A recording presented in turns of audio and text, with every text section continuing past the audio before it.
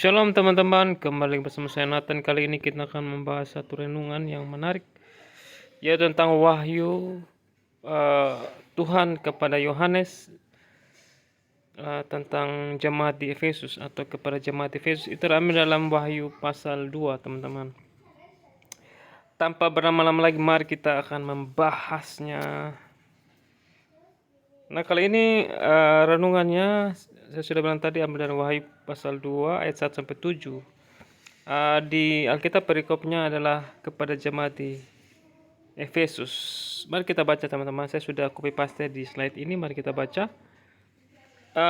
Tuliskanlah kepada malaikat jemaat di Efesus, inilah firman dari Dia yang memegang ketujuh bintang itu di tangan kanannya dan berjalan di antara ketujuh kaki dian emas itu. Aku tahu segala pekerjaanmu, baik jerih payahmu maupun ketekunanmu. Aku tahu bahwa engkau tidak dapat sabar terhadap orang-orang jahat, bahwa engkau telah mencoba mereka menyebut dirinya rasul, tetapi yang sebenarnya tidak demikian, bahwa engkau telah mendapati mereka pendusta, dan engkau tetap sabar dan menderita oleh karena namaku, dan engkau tidak mengenal lelah. Namun demikian aku mencela engkau karena engkau telah meninggalkan kasihmu yang semula. Sebab itu ingatlah tetap pada dalamnya engkau telah jatuh, bertobatlah dan lakukanlah lagi apa yang semula engkau lakukan. Jika tidak demikian, aku akan datang kepadamu dan aku akan mengambil kaki dianmu dari tempatnya, jika engkau tidak bertobat. Tapi ini yang ada padamu, yaitu engkau membenci segala perbuatan pengikut-pengikut Nikolas yang juga kubenci.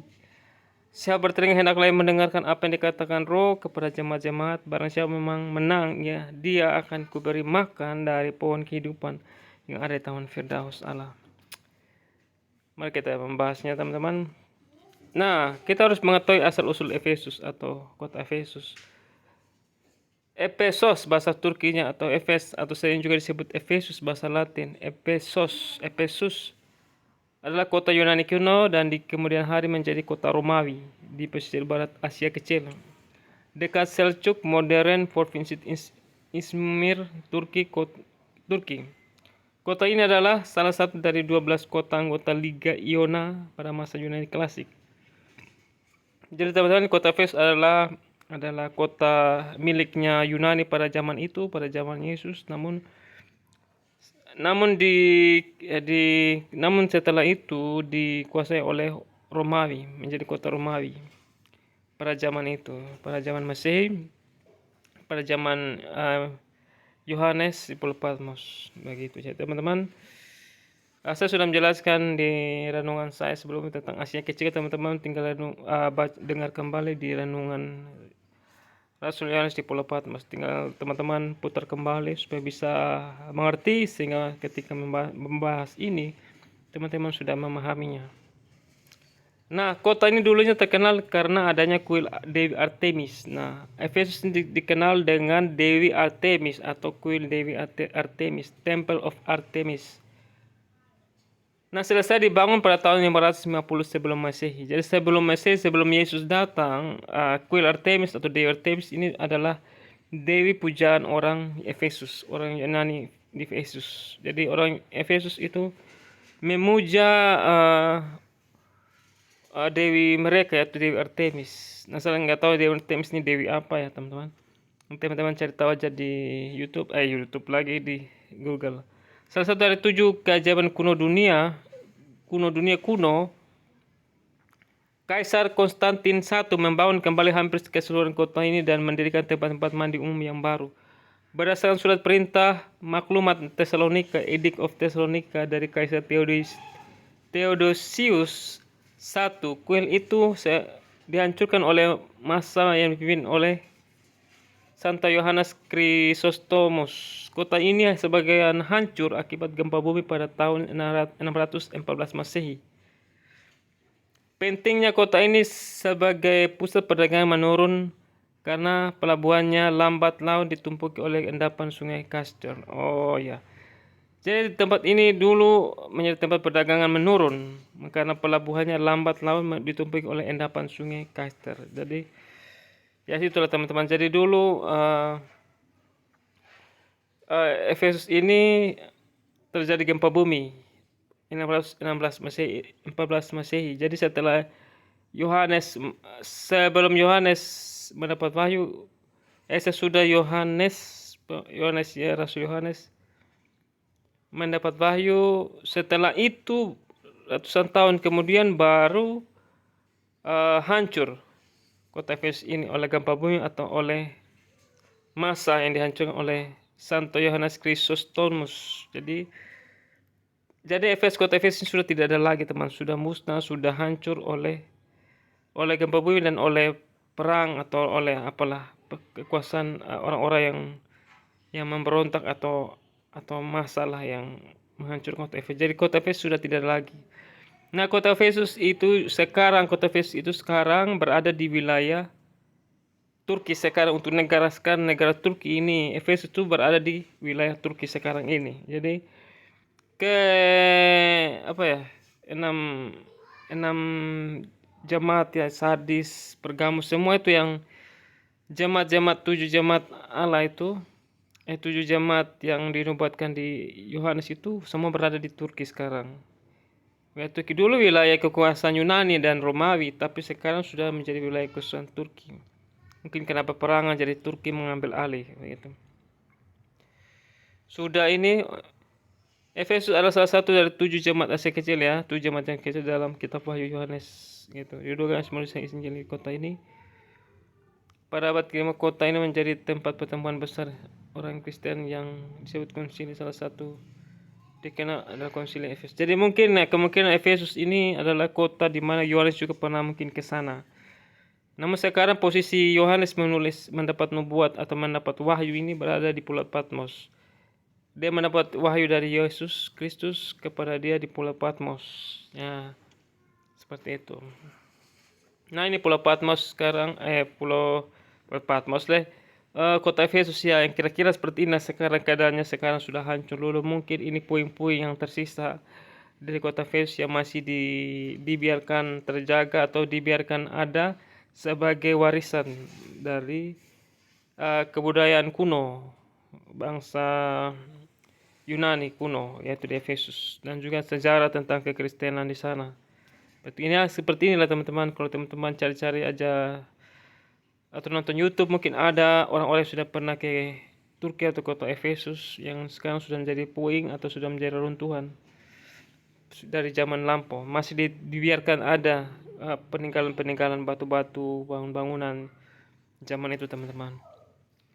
Nah, kita bahas di ayat pertama, teman-teman. Di sini menuliskan, tuliskanlah kepada malaikat jemaat di Efesus, inilah firman dari dia memegang ketujuh bintang itu di tangan kanannya dan berjalan di antara ketujuh kekidian emas itu. Nah, jadi teman-teman, di sini Tuhan Yesus memerintahkan kepada Yohanes untuk menuliskan wahyu ini dan disampaikan kepada malaikat jemaat di Efesus. Jadi Yohanes diberikan tugas untuk menuliskan surat ini untuk disampaikan kepada malaikat jemaat Efesus. Inilah firman dari Yesus yang memegang ketujuh bintang. Nah, saya sudah jelaskan di renungan saya sebelumnya tentang Yohanes 10 bahwa ketujuh bintang itu adalah ketujuh malaikat untuk ketujuh jemaat, dan kekidian itu adalah 7 jemaat begitu. Jadi 7 bintang itu 7 malaikat, 7 kekidian, 7 jemaat. Jadi kemungkinan teman-teman malaikat yang di sini ini kemungkinan adalah malaikat yang benaran malaikat ya, bukan sekedar roh atau bukan sekedar mungkin orang bilang ini adalah pemimpin orang Efesus ya. Menurut saya ini memang malaikat, benar-benar malaikat yang Tuhan sampaikan begitu kepada Yohanes untuk disampaikan tentang jemaat di Efesus. Jadi Tuhan memerintahkan agar malaikat ini yang memimpin jemaat di Efesus ini untuk menyampaikan kepada jemaat di Efesus tentang teguran atau nasihat Tuhan agar mereka jangan meninggalkan Tuhan atau jangan meninggalkan kasih yang semula gitu. Nah, di sini saya tulis ada malaikat yang menjaga jemaat Efesus. Yohanes menuliskan untuk disampaikan kepada malaikat yang menjaga jemaat. Ya, sudah saya sampaikan tadi. Nah, juga Paulus pernah menulis surat kepada jemaat Efesus. Jadi Paulus juga pernah menulis surat kepada jemaat Efesus. Jadi Paulus juga pernah ke Efesus, teman-teman. Mungkin tidak hanya Yohanes, tapi Paulus juga. Nah, Kisah Para Rasul 18 ayat 19 berkata, lalu sampailah mereka di Efesus. Paulus meninggalkan Priscilla dan Aquila di situ, ia sendiri masuk ke rumah ibadat dan berbicara dengan orang-orang Yahudi. Jadi teman-teman, di Efesus itu ada juga orang-orang Yahudi yang sudah menetap di sana atau sudah mungkin tinggal atau berdagang atau sudah menetap di Efesus. Jadi zaman dulu orang-orang Yahudi sudah menyebar dari berbagai kota Asia Kecil. Asia Kecil itu dulu adalah Romawi, ya Yunani, daerah Eropa situ dulu disebut Asia Kecil teman-teman. Jadi dulu orang-orang Yahudi sudah menyebar dari berbagai kota orang Yunani, ya, sudah menyebar luas sehingga bahasa orang-orang Yahudi dulu sudah menggunakan bahasa Yunani teman-teman. Kemudian juga ada bahasa Aramaik atau bahasa Ibrani, tapi untuk bahasa internasional itu bahasa Yunani, sehingga mereka berdagang atau bersekolah dengan bahasa Yunani. Dan juga Yunani terkenal dengan sekolah teman-teman, karena di sana lahir banyak filsuf atau ilmuwan atau fisikawan, semua berasal mungkin dari Yunani. Karena kalau kita belajar bahasa Yunani atau kita tahu bahasa Yunani itu, contohnya huruf delta, alfa, beta, gamma itu atau omega dan lain-lain, itu semua berasal dari bahasa Yunani. Atau kita baca bahasa Yunani itu terkenal dengan rumus-rumus fisika gitu, rumus-rumus kimia, semua berasal dari Yunani dengan huruf-huruf Yunani begitu. Jadi Yunani terkenal dengan sekolah, terkenal dengan filsafat, pokoknya ilmu-ilmu lah seperti itu. Sosiologi, biologi, kan atau teologi, teo kan, teologi itu kan, theos itu kan bahasa Yunani teman-teman. Jadi Yunani sangat cerdas ya teman-teman dalam hal ilmu filsafat dan berbagai macam ya. Tapi sayangnya Yunani itu menyembah dewa-dewa teman-teman, dewa-dewi gitu. Nah, termasuk Efesus ini terkenal dengan Dewi Artemis. Nah teman-teman cari saya Dewi Artemis itu dewi apa ya. Nanti saya tidak punya banyak waktu untuk menuliskan itu. Nantilah suatu saat mungkin saya akan membahas. Kisah Para Rasul 19:1 berkata, mendengar itu meluaplah amarah mereka, lalu mereka berteriak-teriak, katanya bersalah Dewi Artemis, dewi orang Efesus. Jadi Paulus pernah ke Efesus dan dia mengalami masalah karena mengganggu orang-orang Efesus sana dalam hubungan mereka dengan Dewi Artemis. Jadi Paulus itu membawa Injil keselamatan kepada orang-orang di Efesus, termasuk orang Yunani. Paulus memberitakan Injil kepada orang Yunani, tidak hanya orang-orang Yahudi yang ada di sana. Sehingga orang-orang Yunani atau orang-orang Yahudi yang pernah menyembah Dewi Artemis, mereka berpihak kepada Paulus untuk menerima Yesus sebagai Tuhan Juru Selamat atau percaya pada Injil. Sehingga orang-orang yang punya usaha membuat patung teman-teman, membuat patung Dewi Artemis atau tentang hal-hal tentang Dewi Artemis, semua kehilangan pemasukan atau penghasilan dari pembuatan patung atau hal-hal yang mengenai Dewi Artemis. Sehingga pengusaha-pengusaha patung-patung itu mencari cara untuk mengusir Paulus dari Efesus, karena mereka sudah mengganggu bisnis mereka. Dan juga mereka marah karena Paulus sudah membawa ajaran yang berbeda, seperti contohnya kebangkitan orang mati dan berbagai macam hal tentang Yesus ajarkan. Sehingga banyak orang-orang Efesus di sana mendengki kepada Paulus, sehingga mereka mengusir, sehingga mereka berteriak-teriak begitu, marah kepada Paulus and the gang atau Paulus dan teman-temannya begitu. Nah, Kisah Para Rasul 19 ayat 35. Tetapi panitera kota menenangkan orang baik itu dan berkata, hai orang Efesus, siapakah di dunia ini yang tidak tahu bahwa kota Efesuslah yang memelihara baik kuil Dewi Artemis yang maha besar maupun patungnya yang turun dari langit. Jadi mereka punya pengalaman bahwa mereka punya ajaran bahwa patung Dewi Artemis pernah turun dari langit begitu. Jadi mereka mengagungkan Dewi Artemis teman-teman, orang-orang Yunani atau orang-orang Efesus sana seperti itu. Mereka sangat mengagungkan begitu. Makanya mereka benci sama Paulus karena Paulus membawa ajaran yang berbeda tentang Yesus kepada orang-orang Efesus. Nah, kita bahas Paulus di Efesus. Ini saya salah ketik ya judulnya, Paulus di Efesus maksudnya. Nah, kita baca sedikit ya tentang apa yang dia lakukan Paulus di Efesus. Ketika Paulus masih di Korintus ayat 1 ya. Paulus sudah menjelajah daerah-daerah pedalaman dan tiba di Efesus. Disitulah didapatnya beberapa orang murid. Nah, Paulus mendapati murid di Efesus. Nah, entah murid-muridnya Yohanes atau murid-muridnya Yesus. Di sana mereka dapati murid-murid, artinya murid-murid yang sudah percaya pada jalan kebenaran atau tentang pertobatan. Nah, kita baca ayat kedua, katanya kepada mereka, sudahkah kamu menerima Roh Kudus ketika kamu menjadi percaya? Akan tetapi mereka menjawab dia, belum, bukan, kami belum pernah mendengar bahwa ada Roh Kudus. Mereka percaya pada keselamatan, tapi mereka belum percaya, belum pernah mendengar tentang Roh Kudus. Lalu kata Paulus kepada mereka, kalau begitu dengan baptisan manakah kamu telah dibaptis? Mereka menjawab, dengan baptisan Yohanes. Kalau Paulus, baptisan Yohanes adalah baptisan orang yang telah bertobat. Jadi baptisan Yohanes adalah baptisan telah bertobat. Jadi nanti suatu saat saya akan bahas tentang baptisan teman-teman. Dan dia berkata kepada banyak orang banyak bahwa mereka harus percaya kepada dia yang datang kemudian daripadanya, yaitu Yesus. Jadi mereka harus percaya yang datang kemudian daripada Yohanes, yaitu kepada dia yang kemudian datang daripadanya, yaitu Yesus. Ketika mereka mendengar hal itu, mereka memberi diri mereka dibaptis dalam nama Tuhan. Jadi mereka memberi dibaptis di dalam nama Yesus, begitu. Dan ketika Paulus menumpahkan tangan di atas mereka, turunlah Roh Kudus ke atas mereka dan mulailah mereka berkata-kata dalam bahasa roh. Ketika mereka dibaptis dalam nama Tuhan Yesus, terus Paulus menumpahkan tangan di atas mereka.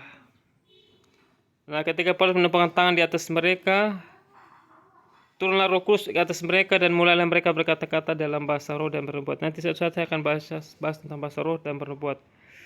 Jadi mereka mendapat karunia yaitu bahasa roh dan bernubuat ketika Roh Kudus turun atas mereka.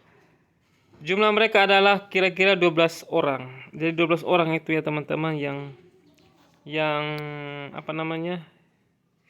Yang berkata-kata dalam maksudnya menerima karunia, mendapat yang dibaptis dengan Roh Kudus, yang Roh Kudus turun atas mereka itu ada 12 orang kira-kira. Selama 3 bulan Paulus mengunjungi rumah ibadat di situ dan mengajar dengan berani. Oleh pemberitaannya ia berusaha meyakinkan mereka tentang kerajaan Allah. Dan selama 3 bulan Paulus mengunjungi rumah ibadat di Efesus. Jadi di Efesus itu ada rumah ibadat orang Yahudi, ada rumah ibadat. Dia mengajar dengan berani, di rumah ibadat, teman-teman. Harus kita mengajar dengan berani, teman-teman. Oleh pemberitaannya ia berusaha meyakinkan mereka tentang kerajaan Allah. Jadi Paulus berusaha meyakinkan orang. Jadi kita juga harus berusaha meyakinkan orang tentang Yesus ya, yakin, harus meyakinkan. Tapi ada beberapa orang yang tegar hatinya. Jadi ada beberapa orang yang tegar hati. Jadi ada yang tegar hatinya. Mereka tidak mau diyakinkan. Ada yang tidak mau diyakinkan, teman-teman, tentang malah mereka mengumpat jalan Tuhan. Jadi mereka menghina jalan Tuhan, atau mereka tidak mau peduli dengan jalan Tuhan di depan banyak orang. Karena itu Paulus meninggalkan mereka dan memisahkan murid-muridnya dari mereka, dan setiap hari berbicara di ruang kuliah Tiranus. Jadi Paulus meninggalkan mereka dan memisahkan murid-muridnya dari mereka. Jadi Paulus memisahkan murid-murid yang percaya dan memisahkan dari mereka yang tidak percaya, tidak meyakinkan. Dan setiap hari berbicara di ruang kuliah Tiranus. Jadi dia berbicara dalam ruang kuliah. Jadi di Efesus itu ada kampus, teman-teman, atau ada sekolah, sehingga Paulus punya kesempatan untuk berbicara dalam kuliah. Jadi Paulus ini pintar juga, teman-teman, tentang ajaran-ajaran, tentang dia cerdas, teman-teman, dalam teologi, teman-teman, sehingga dia boleh berbicara di ruang kuliah Tiranus. Jadi di sana ada tempat kuliah namanya kuliah Tiranus, ruang kuliah Tiranus. Seperti itu. Mungkin pinjam ruangan kuliah Tiranus ya, teman-teman. Jadi Paulus ini cerdas, teman-teman. Jadi kalau teman-teman baca surat-surat Paulus, teman-teman, itu sangat-sangat susah, teman-teman, untuk menangkap maksudnya. Jadi banyak orang tersesat karena salah mengerti tentang tulisan Paulus, sehingga mereka murtad, meninggalkan. Jadi kalau baca surat Paulus, teman-teman harus benar-benar butuh Roh Kudus, benar-benar Roh Kudus harus jamah, teman-teman, supaya mengerti, karena tulisan Paulus itu benar-benar sangat rumit. Kalau kita hanya baca sekedar baca, tapi kita harus merenunginya sehingga kita dapat remanya, sehingga kita dapat hidup dengan baik dan benar gitu. Nah, ayat 10. Hal ini dilakukannya 2 tahun lamanya sehingga semua penduduk Asia mendengar firman Tuhan, baik orang Yahudi maupun orang Yunani. Jadi dia lakukan pelajaran di ruang kuliah teras itu selama 2 tahun lamanya sehingga semua penduduk Asia mendengar firman Tuhan. Jadi sampai semua penduduk Asia teman-teman mendengar firman Tuhan, baik orang Yahudi maupun orang Yunani. Jadi semua sudah mendengar tentang Yesus gitu. Oleh Paulus Allah mengadakan mujizat luar biasa. Jadi di Efesus teman-teman, Paulus mengadakan mujizat yang luar biasa. Allah, maksudnya bukan Paulus, Allah yang mengadakan mujizat luar biasa melalui Paulus teman-teman. Bahkan seorang membawa sapu tangan atau kain yang pernah dipakai oleh Paulus. Jadi ada sapu tangan dan kain atau kain yang pernah dipakai oleh Paulus. Mereka pakai meletakkannya atas orang-orang yang sakit, maka lenyaplah penyakit mereka dan keluar roh jahat. Jadi sapu tangan Paulus saja yang pernah Paulus pakai itu mereka dengan iman mereka pakai untuk meletakkan pada orang-orang yang sakit, sembuh dan roh jahat keluar teman-teman. Jadi Paulus ini adalah hamba Tuhan yang sangat diurapi teman-teman, sangat luar biasa, sama dengan murid-muridnya, tapi dia juga luar biasa dipakai Tuhan untuk memberitakan Injil dan juga mengadakan tanda-tanda mujizat yang diberikan oleh Allah kepada dia. Nah, karakter jemaat Efesus di sini saya catat karakter jemaat Efesus. Pertama, mereka sudah dibaptis air dan baptis Roh Kudus. Mereka bisa berbahasa roh dan berbuat. Di Efesus banyak yang terjadi, tapi juga ada yang menolaknya. Dan di 1 Korintus 16 ayat 8 berkata, tapi aku akan tinggal di Efesus sampai hari Pentakosta. Jadi Paulus ini pengen tinggal di Efesus teman-teman sampai hari Pentakosta gitu. Jadi dia tahu bahwa di Efesus terjadi banyak sekali lawatan Roh Kudus, ternyata terjadi pengurapan atau hadirat Roh Kudus Tuhan mengalir di kota Efesus teman-teman. Orang-orang Efesus ini yang percaya Yesus ini sangat-sangat luar biasa dalam belajar firman Tuhan, sangat menentang ajaran-ajaran sesat. Mereka sangat tegas dengan ajaran sesat teman. Jadi mereka sangat semangat dengan Tuhan dalam mempelajari Alkitab firman Tuhan teman-teman. Sehingga ada mereka kuliah di Tyrannus. Jadi mereka teologi teman. Orang Efesus ini para teolog lah teman-teman, para teologi lah.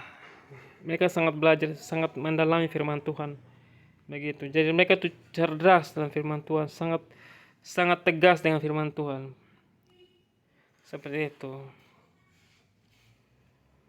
Sudah ini Efesus hampir dibunuh oleh orang di sana, dihasut oleh Demetrius. Dan yaitu laku membuat sudah dijelaskan tentang patung. Sekarang kisah Paulus 19:8, sekarang kamu sendiri melihat dan mendengar bahwa bagaimana Paulus bukan saja di Efesus tapi juga hampir di seluruh Asia telah membujuk dan menyesatkan banyak orang dengan mengatakan bahwa apa yang dibuat oleh tangan manusia bukanlah dewa.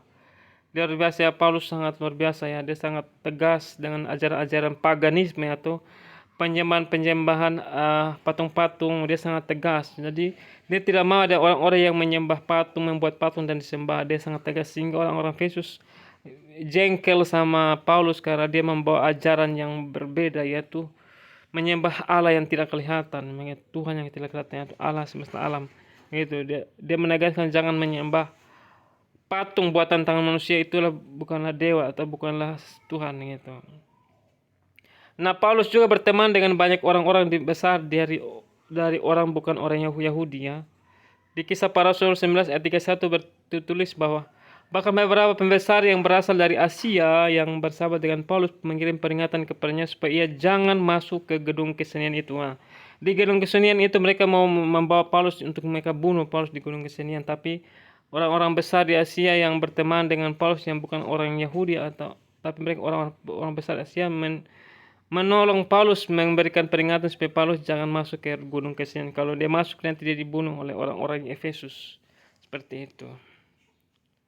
Nah, itu karakter lagi yang lain. Paulus selalu berbicara tentang Kristus Yesus sebagai dasar kita berkenan kepada Allah. Tanpa Yesus kita tidak bisa memperoleh damai sejahtera dari Bapa. Jadi kalau surat Paulus kepada jemaat Efesus itu sangat luar biasa ya. Paulus selalu menekankan tentang Kristus. Tanpa Kristus kita tidak bisa berkenan kepada Bapa. Jadi harus lihat Kristus Yesus.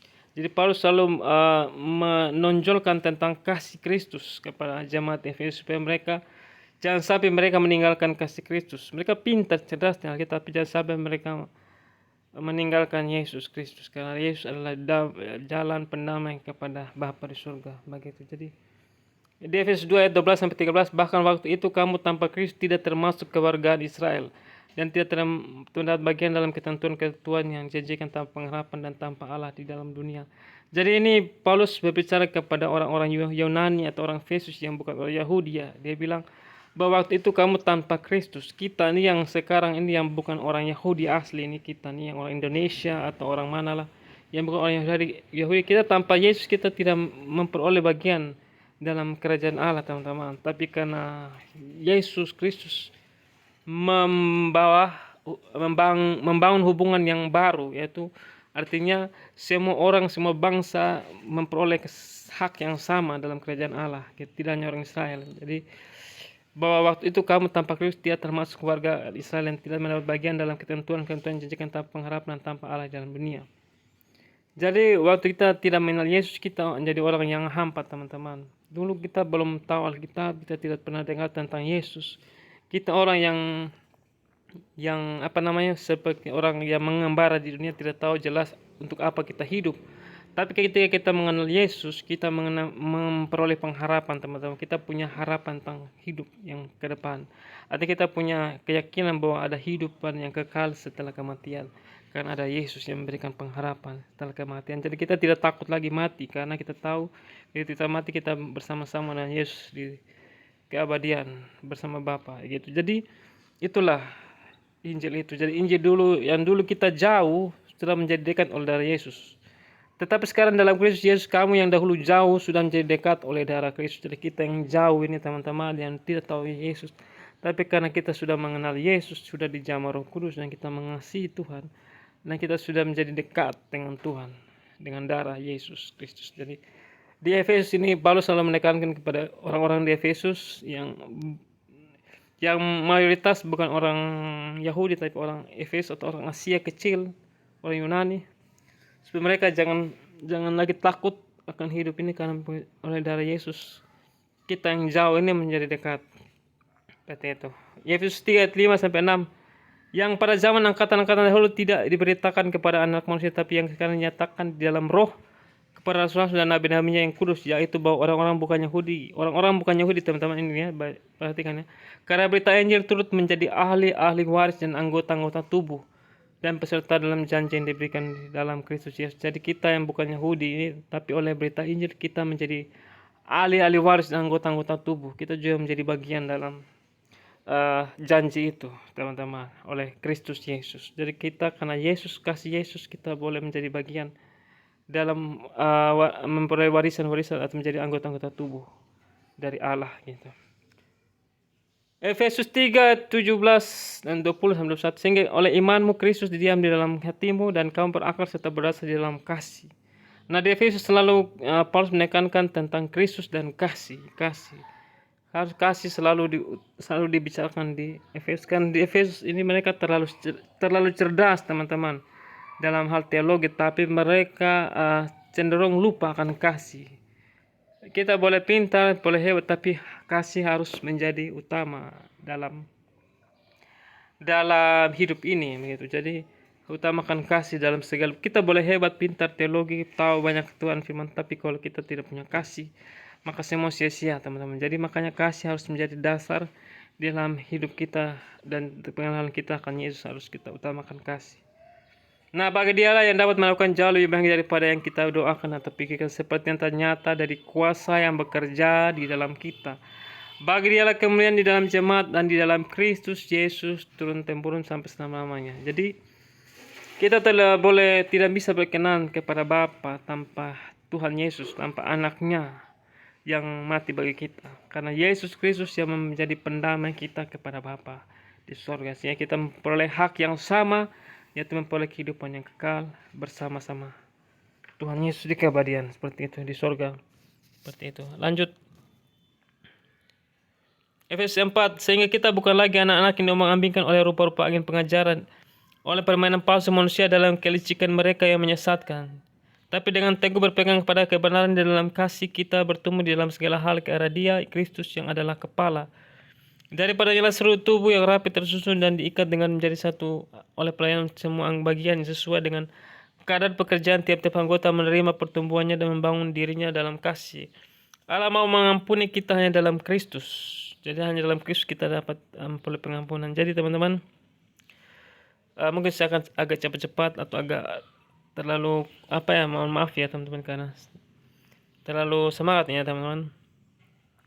Nah, di sini Efesus 4 berkata bahwa Paulus mengingatkan kepada jemaat di Efesus agar mereka jangan diombang-ambingkan oleh pengajaran yang sesat atau permainan palsu manusia. Jadi di Efesus ini banyak sekali yang masih mengajar ajaran-ajaran yang sesatan gitu. Jadi makanya Paulus selalu mengingatkan supaya mereka tidak terombang-ambingkan oleh ajaran-ajaran yang menyesatkan, yang tidak sesuai dengan Injil, yang tidak sesuai dengan pemberitaan Paulus. Paulus selalu mengingatkan. Tetapi dengan teguh pegang pada kebenaran dalam kasih. Nah, berpegang kebenaran, tapi di dalam kasih. Kita bertumbuh dalam segala hal ke arah Dia, Kristus yang adalah kepala. Jadi kita harus, Yesus harus menjadi kepala gitu. Seperti itu. Jadi jangan sampai ada yang lain yang menggantikan Yesus di dalam hati kita. Daripada terus tumbuh, yang rapat tersusun yang diikat menjadi satu oleh semua bagiannya, jadi sesuai dengan kadar pekerjaan tiap anggota menerima pertumbuhannya dan membangunnya diri dalam kasih. Harus dalam kasih, kita bertumbuh dalam kasih teman-teman. Kita bekerja menjadi anggota-anggota tubuh Kristus. Kita harus bertumbuh bersama-sama teman-teman. Efesus 4:32, tetapi hendaklah kamu ramah seorang terhadap yang lain, penuh kasih mesra dan saling mengampuni sebagai Allah, mana Allah di dalam Kristus telah mengampuni kamu. Jadi di Efesus ini mereka kurang mengasihi, makanya Paulus mengatakan kita harus ramah seorang terhadap yang lain. Jadi kita harus punya sikap yang sopan santun kepada orang lain, kasih, penuh kasih mesra, saling mengampuni sebagaimana Allah di dalam Kristus telah mengampuni kamu. Jadi fokus kita, kita bisa membaca karakter orang Efesus itu, mereka kurang kasih, dan juga mereka harus menempatkan Kristus menjadi kepala dalam hubungan mereka satu sama lain, dalam pelayanan mereka di sana. Jadi mereka jangan sampai terombang-ambingkan oleh ajaran palsu di sana. Mereka harus teguh belajar, terus belajar, semangat terus bertumbuh dalam Kristus dari hari ke hari. Harus utamakan kasih, harus utamakan Yesus menjadi terutama dalam hidup mereka. Kristus harus menjadi kepala dalam hidup mereka, seperti itu. Efesus 5:5, dan hiduplah dalam kasih sebagaimana Kristus juga telah mengasihi kamu dan telah menyerahkan dirinya untuk kita sebagai persembahan dan korban yang harum bagi Allah. Jadi selalu diutamakan kasih. Jadi di Efesus ini teman-teman, mereka tentang kasih itu mereka kurang teman-teman. Mereka terlalu pintar, cerdas, mereka suka belajar firman, tapi kasih mereka kurang. Seperti itu. Efesus 5:19-20, itulah sebabnya dikatakan, bangunlah hai kamu yang tidur dan bangkitlah dari antara orang mati, dan Kristus akan percaya atas kamu. Ucapkan syukur senantiasa dan atas segala sesuatu dalam nama Tuhan kita Yesus Kristus kepada Allah dan Bapa kita. Begitu ayat yang kelima, 23 dan 26, karena suami adalah kepala istri sama seperti Kristus adalah kepala jemaat, dialah yang menyelamatkan tubuh. Di sini juga mengatakan bahwa kita harus juga menjaga tubuh, teman. Sebab tidak pernah orang membenci tubuhnya sendiri, tetapi mengasuhnya dan merawatnya sama seperti Kristus dan kepala jemaat. Jadi kita juga harus menjaga tubuh kita, teman-teman, untuk hidup kita kudus, kita jaga hidup kita suci, karena tubuh ini teman-teman adalah peperangan roh. Nah, mengapa kita hidup dengan tubuh? Karena tubuh ini kita penting teman-teman untuk menjaga dari segala hal-hal yang jahat, yang najis, teman-teman harus menjaga. Makanya Tuhan selalu kita hidup suci, karena tubuh kita ini memang lemah dan cenderung berbuat dosa. Makanya kita harus hidup oleh roh, dipimpin oleh roh, menjadikan Kristus menjadi utama. Kita harus sungguh-sungguh dengan Tuhan, belajar sungguh-sungguh, minta pertolongan dari Tuhan Yesus, dari Roh Kudus, untuk membuat kita bertumbuh dalam Tuhan, hidup dalam kasih, dalam kebenaran.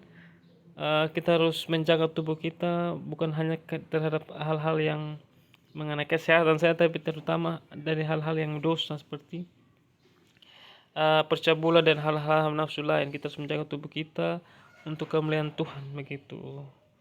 Seperti itu. Jadi yang Tuhan selamatkan dalam hidup kita itu tidak hanya jiwa kita teman-teman, tidak hanya roh kita, tapi juga tubuh kita, begitu. Karena Yesus mati dengan tubuh, dengan darahnya, makanya dia menyelamatkan kita. Tidak hanya menyelamatkan jiwa kita, tapi tubuh kita juga diselamatkan. Makanya dengan bilur-bilurnya kita memulai kesembuhan. Darahnya itu teman-teman yang tercurah itu yang memulihkan kita, yang menyembuhkan kita, yang menguatkan kita, yang memulihkan kita, yang membuat kita suci. Darah Yesus yang selalu menyucikan kita dari segala dosa dan segala pelanggaran yang membuat kita mengalami hidup yang damai, memberi kita pembebasan, memberikan kita kelepasan, kelegaan, pengampunan oleh karena darah Yesus, begitu karena kasihnya kepada kita seperti itu. Lanjut teman-teman.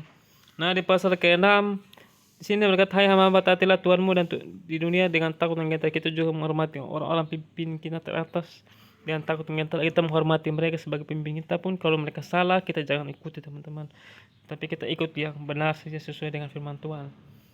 Seperti itu. Efesus 6 di situ berkata ayat 10 sampai akhirnya hendaklah kamu kuat di dalam Tuhan, di dalam kekuatan kasih kuasanya. Jadi kita harus kuat di dalam Tuhan. Kenakan seluruh perlengkapan senjata Allah supaya kamu dapat bertahan melawan tipu muslihat iblis. Jadi hati-hati dengan tipu muslihat iblis teman-teman. Mungkin ajaran-ajaran yang palsu atau hal-hal yang palsu, penipu di akhir zaman ini teman-teman, kita harus waspada. Gitu juga kenapa tentang perlengkapan senjata Allah itu ada ketopong keselamatan, ada berbaju cirah keadilan, ada kasut keralaan, dan pedang roh yaitu firman Allah. Karena itulah penting teman-teman untuk kita menjaga diri kita dari segala penyesatan, dan kita harus menamakan kasih. Jangan kita membenci orang lain karena perbedaan, tapi kita harus mengutamakan kasih, memberitakan Injil dengan kerelaan tanpa ada paksaan, tanpa ada mengharap imbalan atau mendapat pemasukan dari memberitakan. Jangan teman-teman, motivasi kita memberitakan Injil murni untuk menyenangkan Tuhan, untuk menyenangkan Allah. Jangan ada motivasi lain, tulus, ikhlas dalam memberitakan Injil. Jangan menyerah, jangan meninggalkan Tuhan, kembali bertobat kembali kepada kasih kita yang semula teman-teman. Nah, Paulus yang mengutus Timotius ke Efesus teman-teman. Nah, ketika aku hendak meneruskan perjalananku, Timotius 3 ayat 11 ya. 3 sampai 11, ketika aku hendak meneruskan perjalanan ke wilayah Makedonia, aku telah mendesak engkau supaya engkau tinggal di Efesus dan menasihatkan orang-orang tertentu agar mereka jangan mengajarkan ajaran lain atau sibuk dengan omong dongeng dan silsilah yang tiada putus-putusnya, yang hanya menghasilkan persoalan belaka dan bukan tertib hidup keselamatan yang diberikan Allah dalam iman. Jadi di Efesus ini terlalu banyak dongeng-dongeng teman-teman, terlalu banyak silsilah, terlalu banyak teologi. Mereka terlalu cerdas teman-teman, saking cerdasnya, saling sangat belajar mereka, tapi mereka lupa kasih teman-teman. Mereka sampai tertipu sendiri. Jadi semakin mereka belajar teman-teman, memang bagus teman-teman belajar, tapi jangan sampai mereka tertipu oleh filsafat, karena di Efesus ini sangat-sangat banyak dengan filsafat teman-teman. Namanya orang Yunani lah teman-teman. Banyak sekali ilmuwan di sana tentang pengetahuan. Jadi mereka hampir tercampur. Kadang di sana budaya-budaya itu bercampur dengan budaya Kristus. Jadi Yesus datang dengan budaya kerajaan Allah, tapi bercampur dengan budaya-budaya Yunani, bercampur dengan budaya-budaya Yahudi. Jadi tidak murni Kristus, tapi masih bercampur dengan adat istiadat agama-agama di sana atau kepercayaan-kepercayaan di sana. Sehingga makanya Paulus sangat konsen atau sangat perhatian dengan Efesus, karena di sana sangat penuh dengan berbagai filsafat pengetahuan, sehingga harus banyak diutus orang-orang di sana untuk tetap mengajar tentang Kristus adalah kepala. Jangan sampai yang lain-lain mengganggu fokus mereka kepada Kristus. Makanya Kristus adalah pengantar, Kristus adalah kepala, harus dengan kasih. Seperti itu. Tujuan nasihat itu ayat yang ke-5 ya. Tujuan nasihat itu ialah kasih yang timbul dari hati yang suci. Jadi tujuan nasihat dari semua ini adalah kasih yang timbul dari hati yang suci. Harus kasih teman-teman. Makanya bilang Efesus ini hanya kurang dikasih. Pengetahuan sudah banyak, tapi karena mereka tersesat dengan pengetahuan yang mereka karena bercampur dengan pengetahuan di sana, filsafat. Karena nurani murni dari iman yang tulus ikhlas, tetapi ada orang yang tidak sampai pada tujuan itu dan yang sesat dalam omongan yang sia-sia. Karena mereka terlalu banyak filsafat, itulah teman-teman. Makanya pengetahuan itu penting, tapi harus dari Kristus, jangan bercampur dengan pengetahuan dunia begitu. Harus fokus dengan apa yang Alkitab katakan, itu saja. Mereka hendak menjadi pengajar hukum Taurat tanpa mengerti perkataan mereka sendiri dan pokok-pokok yang secara mutlak mereka kemukakan. Jadi mereka juga mengajar hukum Taurat tapi tanpa mengerti perkataan mereka sendiri, begitu. Kita tahu bahwa hukum Taurat itu baik kalau tepat digunakan. Yang ini dengan keinsafan bahwa hukum Taurat itu bukan bagi orang yang benar, melainkan bagi orang yang durhaka atau orang lalim, bagi orang munafik, orang fasik, orang berdosa, bagi orang dinaik atau yang tidak beragama, bagi pembunuh bapa dan pembunuh ibu, bagi pembunuh yang umumnya, bagi orang cabul dan pembunuh, bagi penculik, bagi pendusta, bagi orang makan sumpah dan seterusnya, segala sesuatu yang bertentangan dengan ajaran sehat yang berdasarkan Injil dari Allah yang mulia dan maha bahagia seperti yang telah disampaikan kepadaku. Seperti itu. Jadi Taurat itu penting, yaitu tentang 10 hukum Taurat lah, tentang hal-hal yang tentang norma-norma agama lah. Itu penting buat mereka yang masih dalam dosa, yang tidak percaya pada Injil, itu buat mereka.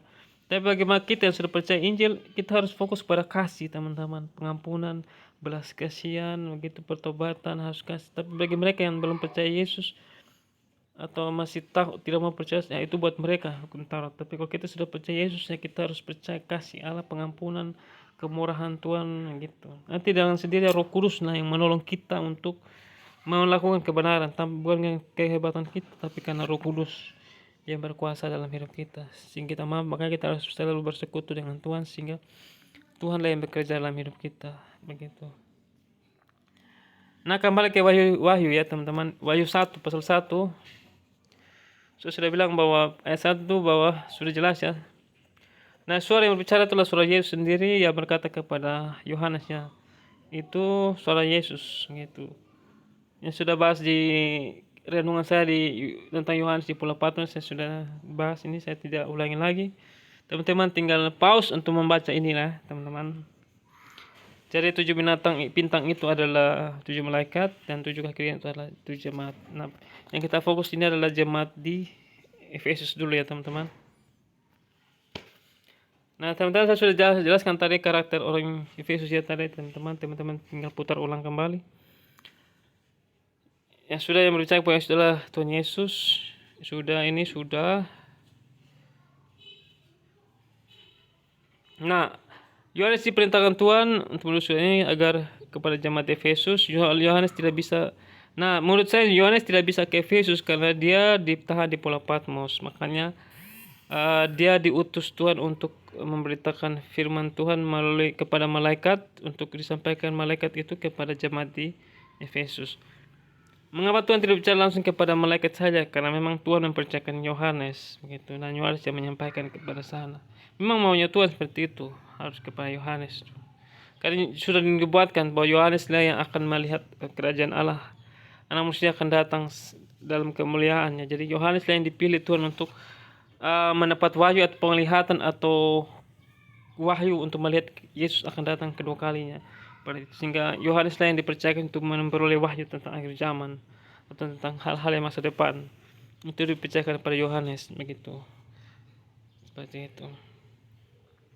Nah, jemaat di Efesus ini kemungkinan tidak hanya berbicara tentang jemaat Efesus zaman dulu. Jadi menurut saya tentang Efesus ini tidak hanya bicara tentang Efesus zaman dulu yang teman-teman yang sudah musnah sekarang, yang sudah hancur karena gempa bumi, tapi bicara tentang jemaat Efesus di zaman sekarang, teman-teman. Mungkin teman-teman yang punya karakter yang sama dengan Efesus, yaitu orang yang suka belajar firman Tuhan tapi lupa mengutamakan kasih. Nah, itulah teman-teman, kita harus tidak hanya kita belajar firman Tuhan, tapi kita juga harus utamakan kasih dalam setiap pembelajaran kita. Seperti itu kata kita, karena Yesus sudah mati bagi kita, maka kita juga harus mengutamakan kasih dalam setiap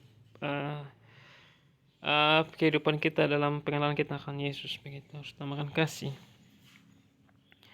Nah, Rasul Yohanes yang sangat dekat Yesus sudah dipilih seperti perenungan saya sudah sampaikan tentang Yohanes di Pulau Patmos sudah ya. Teman, kita lanjut. Yang kedua, aku tahu segala pekerjaanmu, baik jerih payahmu maupun ketekunanmu. Jadi orang Efesus ini sangat sungguh-sungguh ya dalam melayani Tuhan, sangat jerih payah, sangat tekun dalam belajar firman Tuhan. Teman-teman. Mereka sangat rajin, sehingga mereka sering belajar dengan Paulus di ruang kuliah Tiranus. Sangat belajar, mereka sangat cerdas, karena makanya kota Efesus itu terkenal, mungkin yang menurut saya terkenal dengan kota sekolah ya. kota pendidikan lah, atau negara pendidikan di Efesus, makanya banyak terlahir filsuf-filsuf. Ya mungkin dari Efesus semua. Nah, kayaknya kota Efesus itu terkenal dengan lahirnya ilmu-ilmu uh, pengetahuan ya, biologi, sosiologi, teologi. Nah, itu semua lahir mungkin dari Efesus ya teman-teman. Mungkin saya salah sehingga teman-teman cari tahu aja. Mungkin dari Yunani lah semua.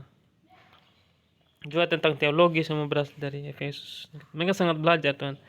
Bahkan engkau tidak dapat sahabat terhadap orang-orang jahat. Mereka juga tidak sahabat dengan orang jahat. Bahkan engkau telah mencobai mereka yang menyebut dirinya rasul. Bahkan orang yang menyebut dirinya rasul, orang yang mengaku-ngaku rasul Kristus, mereka sangat sangat sangat konsen dengan pemberitaan Injil orang yang memberitakan Injil tentang Yesus yang mengakui diri rasul. Mereka selalu selidiki apa yang dikatakan sesuai dengan Alkitab tidak. Jadi orang Efesus ini yang percaya Yesus, yang sudah terima Yesus sebagai Juru Selamat, mereka tuh sangat sangat memperhatikan orang-orang yang datang memberitakan ini. Mereka sangat teliti, ini orang yang memberitakan Injil benar-benar sesuai dengan Alkitab tidak. Mereka sangat jeli, mereka sangat teliti.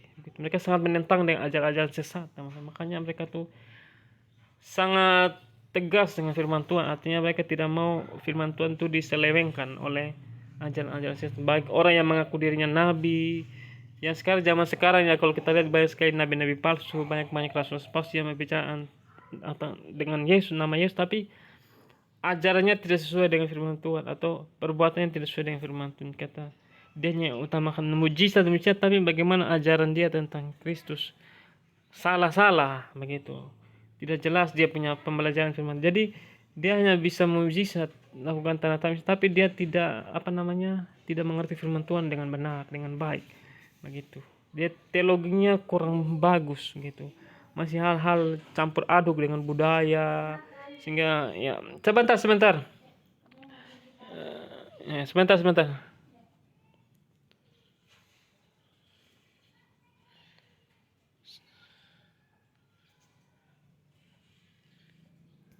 Oke teman-teman, sorry ada gangguan teman-teman.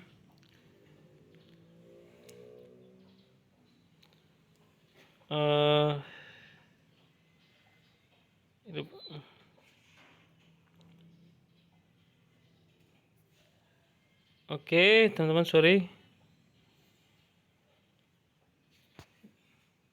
Bahwa engkau telah mencobai mereka yang menyebut dirinya rasul, tetapi yang sebenarnya tidak demikian, bahwa engkau telah mendapati mereka pendusta.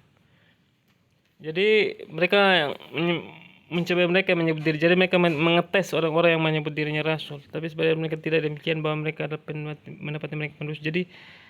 Jadi orang yang mereka ini sangat melihat ajaran-ajaran palsu, baik yang mungkin yang zaman sekarang, yang mungkin di YouTube kita lihat, perhatikan ajaran mereka soal Alkitab enggak. Mereka menipu, mereka manipulasi, hanya mungkin berbicara tentang berkat saja dalam khotbah mereka, hanya seperti motivator, tapi tidak memberitakan Injil dengan murni, dengan benar. Itulah pendusta. Itu mereka sangat tegas dengan hal itu. Makanya kita harus cermati ajaran-ajaran pendeta-pendeta yang hanya bicara tentang berkat mereka, tapi tidak, teologinya kurang teman-teman. Dia tidak jeli dalam membaca firman Tuhan, dia tidak kupas Alkitab dengan detail, sehingga orang-orang banyak tersesat oleh ajaran-ajaran mereka. Nah, kekristenan memiliki banyak orang yang memiliki karakter yang sangat tekun dalam pelayanan Tuhan, sangat tegas dengan orang yang jahat atau orang yang pendusta, berkata rasul tapi penipu. Mereka yang mengikuti ajaran Nikolaus itu ajaran yang bercampur dengan tradisi Yahudi atau terlalu agamawi, sehingga mereka bercampur dengan ajaran Yesus, sehingga membuat orang jadi batu sandungan atau menyesatkan banyak orang. Ayat 3, Wahyu 2 ayat 3, dan engkau tetap sabar menderita oleh karena namaku, dan engkau tidak mengenal lelah. Seperti itu. Mereka sabar dan menderita karena nama Yesus dan tidak kenal lelah. Jadi mereka tetap sabar dan menderita karena namaku, dan engkau tidak mengenal lelah. Mereka sabar dan menderita karena nama Yesus dan tidak kenal lelah. Mereka sabar teman-teman dan menderita karena namaku, dan engkau tidak mengenal lelah. Begitu. Jadi mereka orang yang sangat tekun dengan Tuhan, sangat rela untuk menderita, tidak lelah mengajar firman Tuhan. Begitu. Ayat yang keempat, namun demikian aku mencela engkau karena engkau telah meninggalkan kasihmu yang semula. Jadi mereka inilah persoalan mereka, kasih. Mereka mulai kendor teman-teman, karena capek. Mereka mungkin terlalu lengah sampai lupa tentang kasih. Nah inilah, hati-hati teman-teman, kasih itu yang paling penting dalam semuanya tuh. Jadi kita boleh menentang orang-orang yang sesat, tapi kita harus utamakan kasih. Kita harus merangkul mereka yang tersesat, kita harus nasihatin mereka, hei kamu salah, kamu salah, kamu salah. Gini loh, beginilah sebenarnya. Ayo kita belajar sama-sama. Dari jangan kita hanya tegas, tapi kita lupa dengan kasih. Nah kasih itu harus menjadi poin penting dalam setiap pemberitaan Injil, teman-teman. Tuh, jangan sampai kita hanya tegas dengan ajaran-ajaran sesat, tapi kita lupa dengan kasih. Begitu juga jangan hanya kasih, tapi ajaran kita juga kita tidak mengerti ajaran Tuhan. Jadi jangan terbalik ya teman-teman. Harus seimbang, harus kasih juga penting, sangat penting, tapi juga ajaran itu penting. Jadi harus seimbang. Kasih jangan hanya kasih saja, tapi ajaran kita tidak jelas. Kita hanya melakukan kasih, tapi kita pengertian akan Kristus kita dangkal, teman-teman. Jadi pengertian penting, Alkitab penting, dan juga kasih itu penting, sama-sama penting, teman-teman. Dua-duanya harus berjalan sama-sama. Pengajaran yang penting, kasih itu penting. Jadi dua-dua harus berjalan gitu. Tuhan mencela mereka karena mereka meninggalkan kasih yang mula-mula. Artinya Tuhan menghukum mereka karena mereka tidak memilih kasih yang semula. Jangan sampai kita meninggalkan kasih semula. Dulu kita semangat melayani Tuhan, tapi karena masalah ekonomi atau ingin kaya atau karena wanita atau popularitas dunia, kita jadi tidak mau mengurus hal-hal rohani lagi. Kita perlu dengan ajaran-ajaran sesat. Kita biarkan orang-orang tersesat, kita tahu kebenaran tapi tidak mau hadir untuk melawan ajaran sesat. Kita harus terlibat untuk hadir melawan ajaran sesat kalau kita punya pengetahuan tentang Alkitab yang banyak. Nah jadi tentang karakter seperti Efesus ini memang panggilan Tuhan, teman-teman. Contohnya saya merasa dipanggil dalam hal ini. Saya juga suka membaca firman Tuhan, makanya dipanggil untuk turun menyelamatkan orang-orang yang tersesat dengan ajaran-ajaran salah, sehingga turun untuk membantu. Tapi bagi teman-teman yang tidak dipanggil seperti ini ya, jangan masalah, tidak perlu merasa minder teman-teman. Lakukan apa saja yang Tuhan panggil dalam hati kau, apa saja yang Tuhan berikan teman-teman, jangan pakai itu. Ya gitu. Nah juga mereka selalu orang Efesus selalu mengikuti ajaran tertib dengan ajaran Nikolaus. Makanya mereka sangat tegas melawan ajaran Nikolaus seperti itu. Ayat yang kedua, ayat 5, sebab itu ingatlah betapa dalamnya engkau telah jatuh, bertobat dan lakukan lagi apa yang semula engkau lakukan. Jadi Tuhan mengingatkan kepada kepada orang Efesus agar mereka kembali. Tuhan masih mengasihi mereka kembali, kembali bertobat, kembali lakukan lagi yang semula. Jadi kita yang sudah mulai kendor dalam taat, kita kembali lagi lakukan yang semula. Jika tidak, Tuhan akan ambil kekidian dari kita. Jadi kalau kita sudah dipanggil Tuhan, janganlah kita kembali kepada kehidupan yang lama. Jangan kita hidup dalam kedagingan, kita harus kembali hidup dalam kebenaran, dalam kekudusan, dalam hidup oleh Roh. Kita harus kembali bersemangat lagi, minta Tuhan untuk berikan kita kekuatan yang semula gitu. Yaitu kita cari komunitas yang baik supaya kita bertumbuh lagi melawan ajaran-ajaran sesat, tapi dalam kasih. Kita harus mengampuni, tegas, tapi kita harus dengan kasih. Seperti itu. Ayat yang ke-6, ajaran Nikolaus, teman-teman bisa pause dan teman-teman baca sendiri. Sini nambah, tapi padamu engkau membenci segala perbuatan pengikut Nikolaus yang kubenci. Jadi Tuhan juga membenci ajaran Nikolaus. Artinya Nikolaus ini salah satu yang dianggap murid ya. Tapi dia masih menganut agama Yahudi. Masih bercampur dengan ajaran-ajaran Yahudi yang sudah tidak lagi berguna ya. Misalnya membasuh tangan lah, apalah, terlalu liturgian lah, terlalu sehingga bercampur dengan ajaran Yesus, sehingga Yesus sudah menggenapi di kayu salib, sudah menggenapi hukum Taurat, tapi dia masih mencampur-campur dengan hukum Yahudi, yaitu dalam makan babi lah, segala macam lah, hal-hal yang itulah dia masih mempertahankan budaya-budaya mana Tuhannya sudah menggenapi di kayu salib begitu. Teman-teman bisa pause saja di sini tentang ajaran Nikolaus, pause dengan teman-teman baca, yaitu bahwa Nikolaus ini bercampur dengan ajaran-ajaran paganisme, tradisi budaya-budaya yang lama begitu, penyembahan berhala dan segala macam lah. Begitu teman-teman.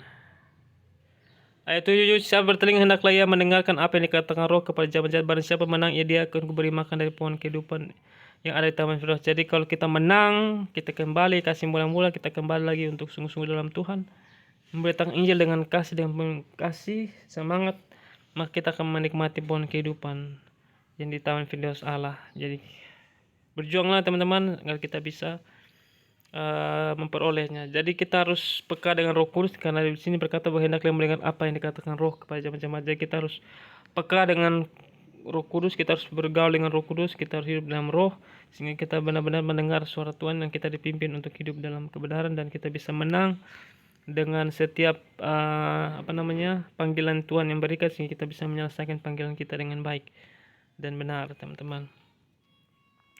Kesimpulan, kalau kita dipanggil untuk melawan jahat, ayo kita lakukan, jangan menyerah, bergaul dengan Tuhan, belajar peka dengan Roh Kudus.